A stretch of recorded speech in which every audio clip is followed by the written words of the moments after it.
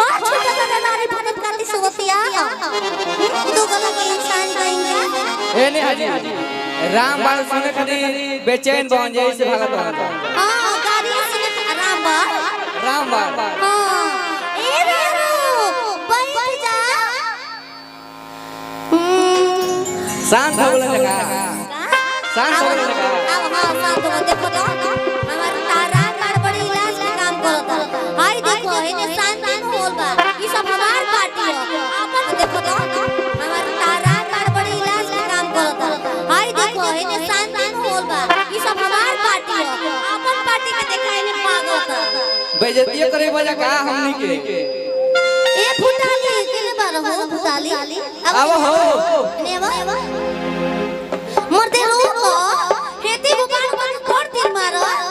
एने अब